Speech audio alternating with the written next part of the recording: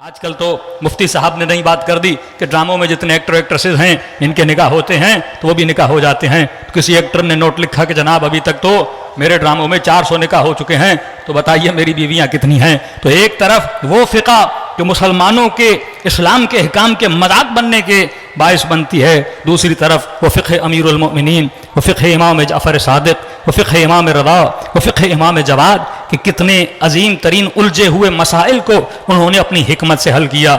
और किसी अहले सुन्नत के जवान ने, देखिए आज के जवान ये सवाल कर रहे हैं, क्योंकि पहले तो ज़बरदस्ती थी, जबर थी, लोगों को रोका जाता था, लेकिन अल्लाह का यह वादा था ना कि जाअल हक़ व ज़हक़ल बातिल इन्नल बातिल कान ज़हूक़ा। यह हक़ क्या है? यह हक़ अक़ल का नाम है, यह अक़ल विज़डम का नाम है, यह अक़ल इंसान की सोच का नाम है, यह अक़ल इंसान की फितरत का नाम है। आप इंसान को कितनी देर गुमराह रखोगे? बिल आखिर तो इंसान सोचता रहता है। अब मैं बैठा हूँ सोच रहा हूँ, आप मजमे में बैठे हैं सोच रहे हैं, मुझे नहीं पता आप क्या सोच रहे हैं। तो हमें इंसानों के हाथों पे तो पाबंदी लगा सकता हूँ, किसी को 10 दिन के लिए किसी कमरे में तो बंद कर सकता हूँ, लेकिन मैं किसी की सोच को रोक नहीं सकता।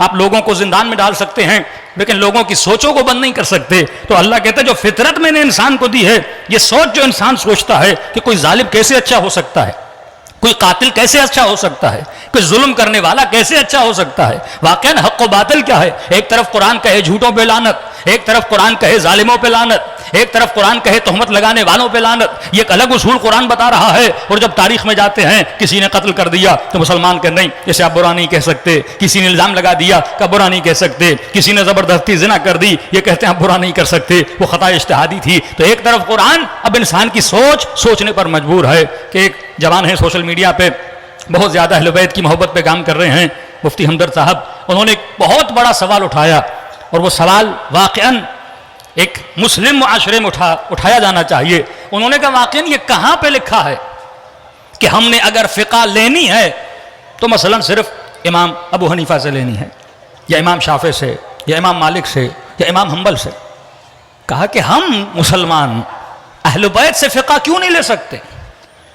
क्या आज एक कलमा पढ़ने वाले को ये इजाज़त क्यों नहीं कि वो अपने तलाक का मसला, रज़ात का मसला, इर्स व मीराज का मसला फर्जंद रसूल से पूछे? एक तरफ हुक्म मोहब्बत है, दूसरी तरफ आप गैर अहले बैत के पास जाके तो पूछ सकते हो, कि हम पूछ क्यों नहीं सकते? वाकई सदियां गुजर गईं, किसी ने यह नहीं सोचा कि मैं कभी फर्जंद रसूल के पास क्यों नहीं जाता। मैं उनसे तो पूछ रहा हूं जो डायरेक्ट या इनडायरेक्ट इनके शागिर्द हैं, लेकिन मैं उस्ताद से क्यों नहीं पूछ सकता? जब इंसान पहली मंजिल है सवाल, अहले बैत लोगों को सवाल देते थे कि वो शख्स शामी जब आया चौथे इमाम के मुकाबले में, अब जाहिर है जब शाम से आ रहा है तो उसका जहन फर्जंद रसूल के खिलाफ भरा गया है कि 70,000 मिंबरों से अली इब्न अबी तालिब के खिलाफ प्रोपेगेंडा होता था।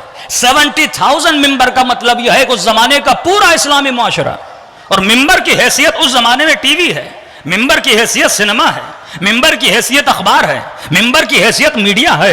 लोग कहाँ जाते थे? मिंबरों को सुनते थे।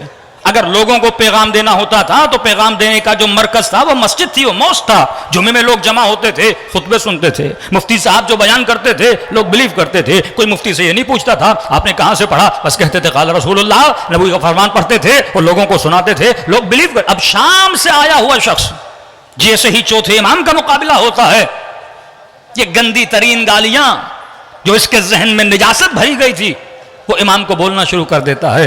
आप तो ऐसे हो, आप तो ऐसे हो, आप तो वैसे हो। यहाँ जो इमाम के हवारी थे, जो इमाम के शागिर्द थे, जो इमाम के साथ खड़े थे, उनको बर्दाश्त ना हुआ। मुरीदान इमाम ज़ैनुल आबिदीन आगे बढ़े ताकि इसके मुंह पे तमाचा रसीद करें, और जैसे आगे बढ़े तो इमाम ज़ैनुल आबिदीन ने रोक दिया। अब ज़ाहिर है कि इंसान का जहन गंदगी से भरा हुआ है, उसका नतीजा ये नहीं कि आप उसे मारोगे तो उसके अंदर और गुस्सा पैदा होगा, वो 4 गालियां और आपको देगा। अगर कोई मसलन बोल रहा है कि शिया मुसलमान नहीं है और आप आगे बढ़ के उससे लड़ाई करोगे तो ये नहीं कि वो आपको फिर मुसलमान मानना शुरू कर देगा। आप उसके जहन में सवाल पैदा करो, आप अपने किरदार से, अपने अमल से ये साबित करो कि जो प्रोपेगेंडा तुम्हारे जहन में भरा गया है वो प्रोपेगेंडा गलत है। इमाम ज़ैनुल आबिदीन ने अपने किरदार से एक ऐसा जुमला कहा कि वो बूढ़ा रोने लगा। इमाम ने कहा जो तू मुझे कह रहा है यकीनन तुमने मेरे खिलाफ कुछ सुना होगा, और जिसने सुनाया है यकीनन उसने कुछ देखा होगा।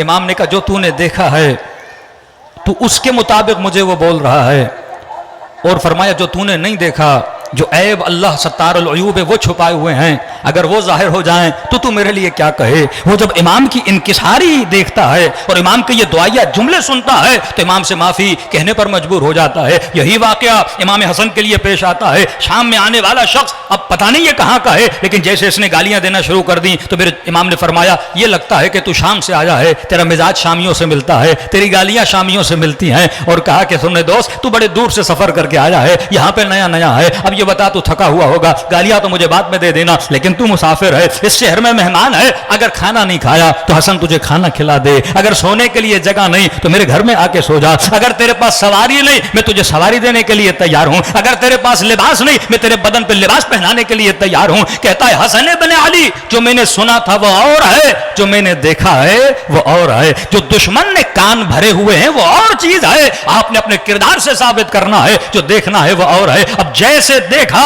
इसके वजूद में बदलाव आ गया। तो जब इंसान के जहन में सवाल पैदा होता है, पहली हिदायत की कड़ी है सवाल को पैदा करो।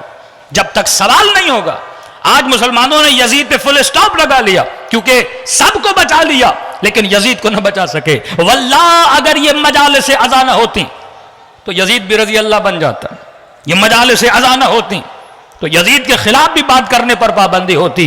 ये तो मजलिस इमाम हुसैन है कि कोई यजीद को बचा न सका। ये सवाल जहनों में पैदा होना चाहिए कि वो मुआशरा जो फातिह बदर बना, वो मुआशरा जो अपने घरों को तकसीम कर रहा था, वो मुआशरा जिसमें उखुवत का दर्स दिया जा रहा था, ऐसा क्या हुआ नबी के जाने के बाद? अरे यही मुआशरा जो नबी का कलमा पढ़ता है वो अपने नबी के नवासे को कत्ल करने के लिए आगे बढ़ा। जब तक इस कैंसर को नहीं ढूंढा जाएगा, जब तक असबाब को नहीं ढूंढा जाएगा, तब तक इंसान उस मुआशरे की इस्लाह नहीं कर सकता। सल्लल्लाहु अलैहि मोहम्मद व आले मोहम्मद।